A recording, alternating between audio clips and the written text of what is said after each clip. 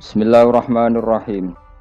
Imam Fathul Bari itu cerita ketika Rasulullah SAW dawuh iqra'hu fi syahrin, ada sahabat yang pamit mau khataman tiap bulan enggak boleh, 2 minggu enggak boleh, seminggu enggak boleh. Walhasil itu dipakai alasan. Terus Nabi ngendikan iqra'hu fi syahrin sampai iqra'hu fi sab'in, sampai ada riwayat iqra'hu fi salasin. Sudah 3 hari khatam sekali itu sudah kebanyakan.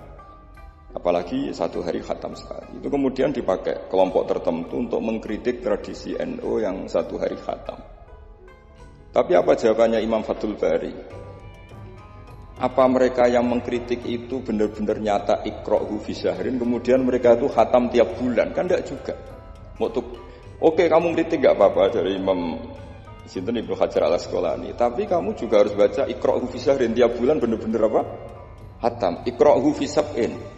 Memang benar-benar tiap 7 hari khatam. Niki ngritik sing khataman sedina tapi ya ora khataman tiap 7 hari. Jangan bakatnya njen ngritik. Nah, terus Imam Fathul Bari cerita. A'rafun nas, orang paling tahu tentang yang dikehendaki Rasulullah sallallahu alaihi wasallam tentu ashabu, beberapa sahabatnya. Dan ternyata Sayyidina Utsman itu setiap malam khatam. Artinya apa? Tiap hari beliau khatam. Masa Sayyidina Utsman enggak tahu hadis itu? Sayyidina Utsman tiap malam niku khatam. Imam Bukhari rawi hadal hadis yang meriwayatkan Nabi itu melarang khataman keseringan, yang meriwayatkan hadis iqra'hu fi syahrin, iqra'hu fi sab'in. Beliau itu tiap malam khatam Quran dan khusus Ramadan khatam 2 kali. Bukan karena order lagi. Memang benar-benar khatam. Jadi pagi khatam, indal iftar, nanti khatam lagi sampai indas sahur. Sehingga terus mulai sanad kula dugi Mbah Dola, dugi Mbak Arwani sedanten lewat orang tua saya, lewat guru-guru kita. Khataman tiap hari itu enggak punya akibat apa-apa. Karena itu ahwalu masyayikhina, itu sudah perilaku masaya-masaya kita. Terus niki yang perlu saya ungkapkan. Kemudian orang-orang yang kayak Mbak Minan itu ngalami toyul wakti. Gurunya Imam Sa'roni namanya Ali Al-Mursifi, ini cerita tentang Sirajul Qori. Saraipun Mandumah Satibi.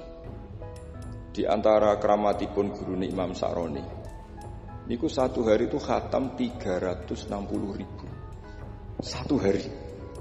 Sampeyan sembayang 360.000. Niku boten sampean takwil paling kulhu pengganti Quran. Boten, ya memang dibaca. Sampai muridnya Imam Sa'roni itu tanya, "Taqra'uhu bi harfin wa sautin?" Apa kamu baca dengan huruf juga ada suara jenengan? Naam. Kata beliau, maddawahi al-waqta. Ini Allah memanjangkan waktu untuk saya ikraman di Rasulihi Muhammad sallallahu alaihi wasallam. Jadi beliau mengalami toyul waktu. Toyul waktu itu waktu diringkas sedemikian rupa sehingga beliau baca itu dalam waktu 24 jam ya kayak mungkin bagi kita ratusan tahun. Namanya toyul waktu. Nah, kenapa itu bisa terjadi? Terus kata-kata sarahnya Satibi tadi Sirahul Qori, wa hadza amrun la tasa'ul uqul wa hadduna minhu at-tasdiq. Ini sesuatu yang mungkin nalar kita tidak sampai, tapi sudahlah kita percaya saja. Nah, kenapa kita percaya? Karena Quran itu kalamullah sing aslinya itu laisa fi harfin wala sautin. Tidak melibatkan suara, tidak melibatkan huruf. Itu yang kalamun azaliyun. Kemudian orang ini ditarik ke Lauh Mahfuz. Kemudian dia ngalami yang seperti itu. Dan itu bagi orang-orang dekat Allah sah saja. Kuntu sam'ahu alladzi yasma'u bihi wa basaruhu saterusnya. Orang-orang yang dekat Allah itu ibaratnya mau melafadzkan apa saja itu sudah kayak mewakili itu. Kenapa begitu? Karena dia saking fananya pada dirinya sampai ya memang fana. Sehingga ya dia sudah, tapi bukan manunggaling kawula Gusti boten. Misalnya begini, saya beri contoh. Andaikan sampean itu jadi wali, sebetulnya saya bilang andaikan ini su'uladab saja wali betul. Tapi kayaknya kok belum meyakinkan. Andaikan dulu, urutannya andaikan dulu. Kalau sampean jadi wali, itu enggak tahu bedanya antara ayam itu melahirkan telur atau telur lahir dari ayam dengan ayam itu lahir dari batu. Itu nggak tahu bedanya. Apalagi Nabi. Nabi itu malah nggak kepikiran kalau itu ada bedanya. Kenapa? Ketika kamu percaya kudroh azaliyah sing ghairu mahsurah, kamu percaya kudrohnya Allah Ta'ala itu tama sempurna. Itu kan sampai mesti berpikir, memangnya ayam bisa bikin telur? Memangnya telur punya kemampuan apa untuk menjadi ayam? Jadi sampean tahu betul kalau ayam itu tidak ada kudrohnya sama sekali, tidak ada kemampuan sama sekali untuk melahirkan telur, telur tercipta jadi ayam. Artinya apa? Meskipun sesuatu itu sudah adi, sudah biasa, tetap yang ada adalah kudratullah, bukan hukum adat yaitu ayam menelur. Sehingga seorang nabi itu misalnya Nabi Soleh ditanya, apa bukti mujizat kamu? Saya minta unta keluar dari batu besar ini. Dari Nabi Soleh, ya enggak apa-apa. Karena beliau itu tahu betul ketika unta lahir dari unta, itu memangnya unta bisa apa? Memangnya unta bisa gawe unta, ayam bisa gawe telur. Semua itu ada kudroh azaliyah, ada kudrohnya Allah. Nah wali dan apalagi nabi itu tahu betul itu. Sehingga ya nggak ada bedanya. Misalnya para nabi sampean tanya, ayam bisa melahirkan telur, apa batu ini bisa melahirkan telur? Ya jawabnya bisa. Sehingga ya betul lah. Terus ada Naqatu Soleh itu keluar dari apa? Batu. Dan Nabi Soleh biasa saja karena beliau memang nabi. Rasulullah ketika sahabatnya kelaparan, diundang Jabir masakannya sedikit. Ya beliau bilang ini masakan harus jadi banyak. Ya banyak untuk orang sekian ribu cukup. Ketika sahabat kurang air di padang Sahara gitu, sahabat bingung nyari air, Nabi malah sari, masyhur. Sari terus ya santai aja ketika beliau dilapuri kurang air terus ya sudah minum air dari sini terus fana ba'al ma' min baini asabi. Karena Nabi itu orang yang tidak bisa didikte oleh hukum adat. Sehingga tidak terus ayam ini bisa melahirkan telur, berarti mungkin. Kalau batu enggak melahirkan telur, enggak mungkin. Terus kamu bilang ini mungkin, ini tidak mungkin. Itu kita kalau di matolek kan diajari. Padahal mungkin tidak mungkin berdasar hukum adat, bukan berdasar kudrohnya Allah Subhanahu wa ta'ala. Nah, orang-orang yang sudah begini, masalah rezeki juga gitu. Soalnya sementing para pangeran, masuk dimbarno pangeran. Akhirnya sudah sementing muamalah mbek Allah. Makanya dulu ada cerita seorang Habib, dia nggak punya pekerjaan, terus setiap hari dia sholat, tiap pagi ngantor. Ternyata dia ke musola atau ke masjid sholat. Terus kata Habib itu, ya Allah, semua orang yang kerja engkau gaji, maka saya ya harusnya engkau gaji. Ibu ya terus suge, tapi bukannya ditiru boleh. Jadi dia apa ngantor ya ora di kantor, ngantor ini masjid sholat. Tapi ini nggak boleh gaya-gayaan yang sudah makomnya seperti itu. Orang zaman gak makomnya ribet. Tapi ini cerita ya, kalau tak belajar Quran.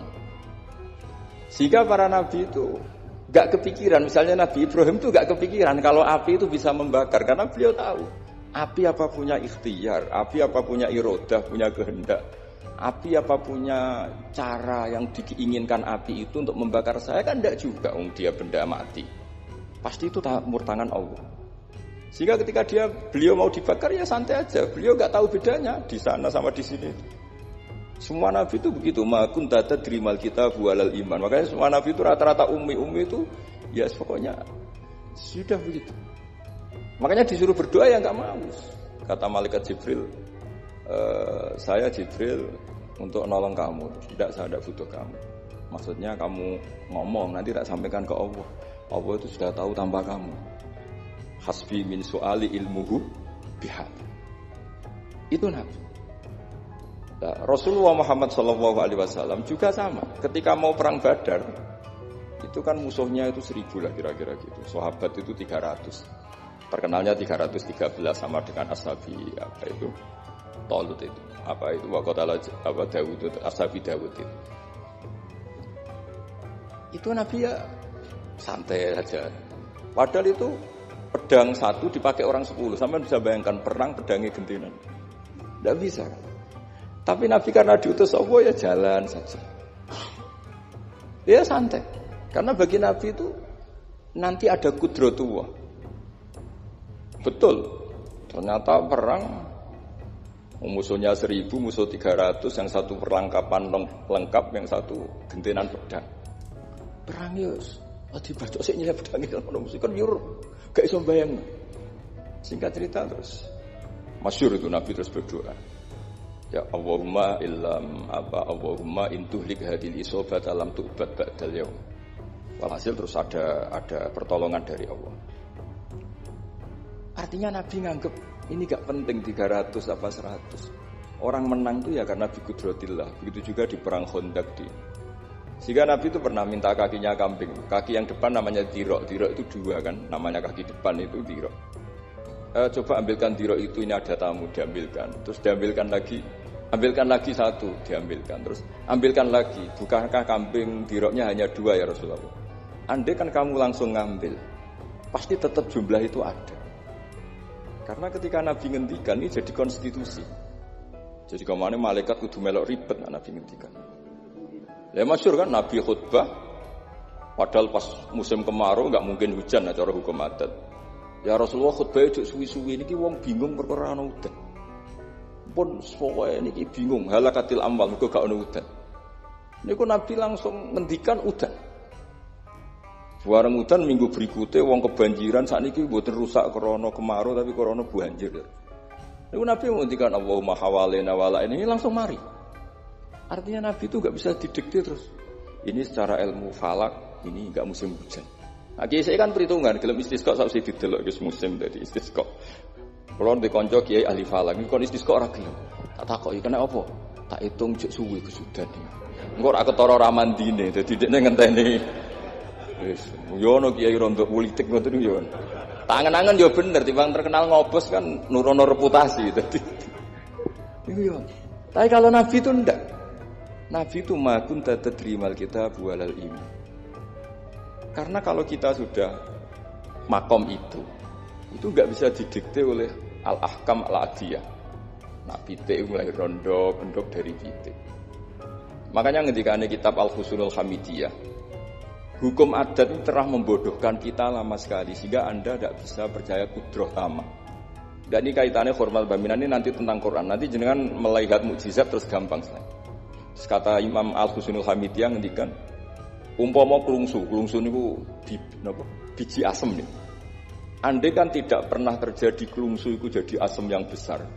Kemudian buah, kemudian macam-macam lah ditabrak truk nganti yo masalah tenan. Terus itu gak pernah terjadi. Terus akhbaru kamu birun, terus kamu diberi cerita orang ini klungsu ini bisa jadi pohon besar sekali suatu saat. Kamu pasti tidak percaya. Oh ini mohal, masa barang kecil jadi besar. Berhubung sering terjadi, terus Anda bilang mungkin. Tapi pertanyaannya, ketika mungkin itu kamu kan gak ikut bikin. Namanya mungkin tidak mungkin kan kamu harus punya otoritas ikut bikin. Kamu kan gak ikut bikin, kok bilang ini mungkin, yang ini tidak mungkin. Ketika itu sering jadi pohon besar, Anda pun tidak berkontribusi kan? Kontribusinya siapa coba? Allah Subhanahu wa Ta'ala. Nah di sini terus para wali itu sudah mengabaikan itu semua. Jadi ya Nabi kalau mau mi'raj ya sudah terbang saja. Kayak Abdul Qadir Jilani kalau mau tawaf ya tawaf saja. Padahal beliau di Baghdad. Imam Nawawi itu di Damaskus tiap malam tuh tawaf. Padahal penerbangan 3 jam. Karena beliau gak roh bedane. Ya aduh iku parku. Mbak Mutamakin kepengen teng Mekah ya teng Mekah mawon. Ra usah antri haji, paspore diurus. Kondo Mas Nadi pon kondo menak nu mboten usah ngoten. Mboten usah ngoten. Niki cerita wali mboten. Artinya orang-orang ahli Quran itu sudah ke makom itu. Sehingga yo coba warai nek tengok-tengok ning omah terus rezekine piye yo coba warai ngono kok dadi goblok malah niki pun makomnya seperti itu. Dan kita harus berlatih. Kalau kita tidak berlatih maka ilmu ini akan hilang. Yaitu tadi, terus kita didikte hukum adat, seakan-akan hukum adat ini memenjarakan kita, memasung kita, kemudian kita sampai nanti ada mukjizat, Naqatus Soleh keluar dari As-Sokhrah, dari batu besar kita janggal, Nabi Ibrahim dibakar oleh api, kita apa? Janggal. Sebetulnya itu kalau pakai, makanya di Matolek, di semua pondok diajarkan, ada mohal akli, ada mohal apa? Adi. Kalau mohal adi itu ya sebetulnya tidak mohal, cuma secara adat itu jarang apa terjadi. Tapi kita harus mulai berpikir, dilatih. Ketika telur jadi ayam, memangnya dia punya ikhtiar kan enggak? Tetap di situ ada qudratu. Lah kalau sama-sama qudratu, bedanya apa? Telur keluar dari ayam sama telur keluar dari batu. Kan sama-sama yang menentukan adalah Nah di sini ini latihan tauhid. Terus yang terakhir untuk sering baca Quran secara fasih, secara benar, secara apa? Ini saya cerita min haisul makna ya. Itu sesuatu itu dikembalikan pada yang punya. Misalnya saya beri contoh ya. Kalau sampean saya tanya, mic ini kan dari besi, sama ini masker dari kertas, dari kain. Ini kuat mana? Pasti sampean menjawab kuat mic, karena ini materinya dari apa? Besi. Tapi Anda salah. Artinya salah itu, ya semuanya cerdas tapi lagi setengah. Yang benar adalah, ya terserah jenengan Gus jenengan yang megang. Bisa saja ini masker tak rencanakan, tak awetkan, tak simpen, tak museumkan. Saya punya rencana menghancurkan mic ini. Berarti nanti awet mana? Dinosaurus itu konstruksinya lebih kuat, tapi Allah menghendaki habis-habis. Pitik sing ngono isek nganti saiki. Nah, kira-kira seperti itulah hukum Allah. Karena agama itu apa? Jadi ya mam biadi malakutu kulli syai'. Agama itu berkeyakinan kalau ya terserah yang punya. Jadi kalau di depan agama, kamu tidak bisa bilang ini lebih kuat dibanding ini, tidak bisa. Tetap terserah yang Jadi kalau jenengan cerdas betul ditanya, mic ini sama masker kuat mana? Terserah jenengan. Atau kalau enggak, wallahu a'lam. Karena memang iya, apa artinya ini lebih kuat tapi saya punya rencana menghancurkan. Tapi ini lemah tapi aku punya rencana tak awetkan. Nah, seperti itu harus dilatih supaya kita terbiasa iman itu bil bayyinah, dengan argumen-argumen yang kuat. Karena memang syaratnya iman menurut banyak ulama ya, lam yakunil ladzina kafaru min ahlil kitab wal musyrikin munfakina hatta ta'tiyahumul bayyinah. Jadi sehingga semua rasul itu punya kecakapan itu. Makanya nanti kalau suatu saat dengan dekat ajal, dekat apa, itu harus begitu juga dilatih. Ketika saya hidup ya tidak bisa mengatur kehidupan saya, cara kerja jantung, cara kerja organ tubuh kita. Sebenarnya kita hidup kan hidup saja, kita tidak tahu kenapa hidup. Tapi sawangannya nak wis mangan menjaga kehidupan. Sawangannya nak berobat menjaga apa? Kesehatan. Tapi kita bisa apa di depan kudratullah? Jadi harus dilatih terus. Karena ini ngaji bagi yang ahli Quran itu sekolah suwun. Adat kados Mbah Minan, Mbah Dimyati, beberapa ulama yang enggak keluar kamar itu mulai dulu juga ada. Itu juga satu manhaj, karena sudah asik dengan Allah maka asing mengalami wahsyah dengan yang lain. Tapi juga ada ulama yang milih kumpul orang banyak sehingga manfaati orang banyak. Dan menurut saya figur-figur di kajian itu sudah sempurna lahirnya. Ada model Mbah Dola, Mbah Sahal, Mbak Minan sendiri tertutup, tapi Ibu Umi Tuha sosialisasi qiraati kemana-mana. Sehingga ini pelajaran bagi kita bahwa pilihan dekat Allah itu variannya banyak. Yang penting ikhlas sambil terus belajar mendengarkan makalah-makalahnya ulama. Karena makalah ulama ini penting. Kita kalau nggak diwarai ulama itu tidak bisa cara berpikir bersanad. Saya sering didhawuhi Mbah Mun, ihdinas siratal mustaqim itu siratal ladzina an'amta 'alaihim. Kenapa tidak siratoka, jalanmu ya Allah? Fa inna Allah ta'ala la ya'kul wa la yashrab wa la yanam. Allah itu tidak makan, enggak tidur, enggak apa-apa. Terus kita bisa niru apa, Pak? Tapi kalau siratal ladzina an'amta 'alaihim artinya thariqullah adalah dengan mengikuti orang-orang yang telah diberi nikmat. Jadi kita niru Mbah Dola, niru Mbah Arwani, niru orang-orang baik. Karena kita enggak bisa niru Allah. Makanya setiap Allah cerita orang kebaikan, cerita kebaikan itu pasti cerita aktor-aktornya. Ulaikal ladzina an'ama Allahu 'alaihim terus minan nabiyyin. Terus itu aja diceritakan keluarganya, min dzurriyyati Adam wa mimman hamalna ma'an, supaya orang itu hormat sama leluhur. Saya kenapa cerita Mbah Mutamakin bukan tafakhur bin nasab, bahwa kita soleh begini itu barokahnya doanya orang-orang dulu. Min dzurriyyati Adam wa mimman hamalna ma'an. Masih diteruskan wa min dzurriyyati Ibrahim wa Israil. Baru soleh secara umum yang tidak perlu nasab. Wa mimman hadaina wajtabaina. Jadi Allah menghormati nasab sampai seperti itu. Sehingga rata-rata orang-orang soleh itu ya mbah-mbahnya soleh. Mosok turunane sing wakaf masjid, sing kiai puluhan tahun, kalah mbek wong sing dadakan dadi kiai. Yo ketoke ora pati fair ngoten. Niki mboten kok urusan kula fanatik nasab nggih. Tapi tetap ini bisa jadi kiai karena melok partai wa mimman hadaina wajtabaina. Tapi yo ketoke yo pantese yo rada antri lah, aja kok ngarep nemen-nemen nak.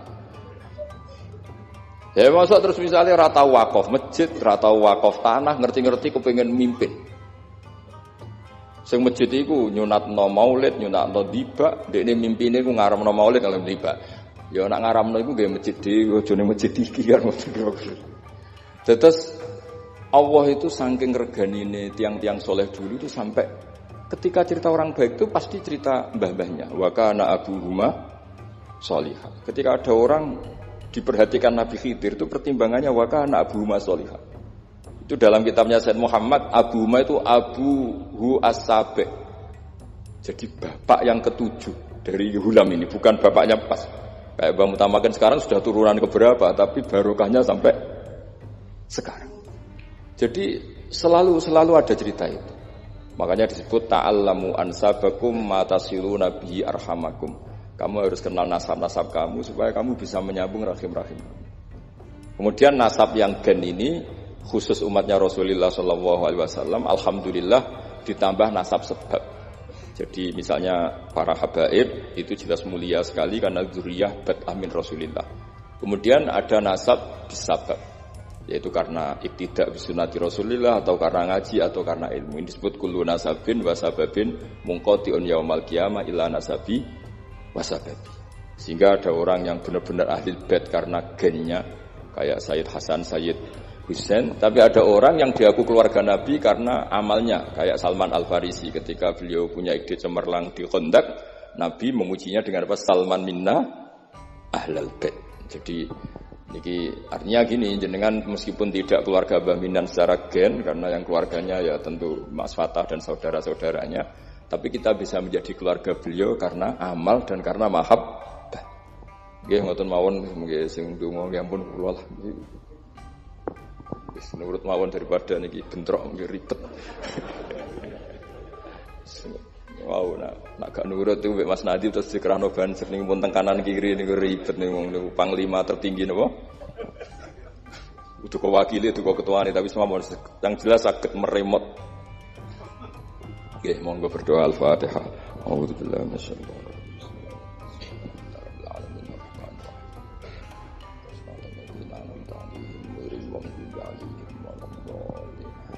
Bismillahirrahmanirrahim. Nahmaduka ya ghafuru ya syakuru wa shalli wa sallim wa barik ala habibika Muhammad wa ala alihi wa sallam asma'in. Allahumma ya ilahana ya wa fi barakati da'ina ilaika barakati mutawassilina ilaika bi jahi habibika Muhammad. Ighfir ya awwalim ba Ahmad minnan Abdillah salam wa ali darajatihi fil jannah wa barik fi ahlihi wa fi dzurriyyatihi ya Allah. Allahumma ya ilahana ya ij'alna ya aminin mutmainin alladzina la khaufun 'alaihim wa lahum yahzanun. Waj'alna salimin wa nimin mu'afin min kulli bala'in dunyal akhirah. Waj'al ya Allah himmatan al-ulya fi hadhihi ad-dar'ila kalimatika ya Allah. Hatta nakuna ya wa khudamatan di syariatika wa abnaina ya Allah wa abnaya abnaina fi khidmati syariatika al-kharra al-bayda lailuha kanahariha ya Allah. Aqimna fi dhalika wa inna ala dhalika ya Allah. Rabbana atina fid dunya hasanah fil akhirati hasanah wa qina adzabannar. Sallallahu alaihi sayyidina Muhammad sallallahu alaihi wasallam. Subhana rabbika rabbil izzati amma yasifun wa salamun alal mursalin. Alhamdulillahi rabbil alamin.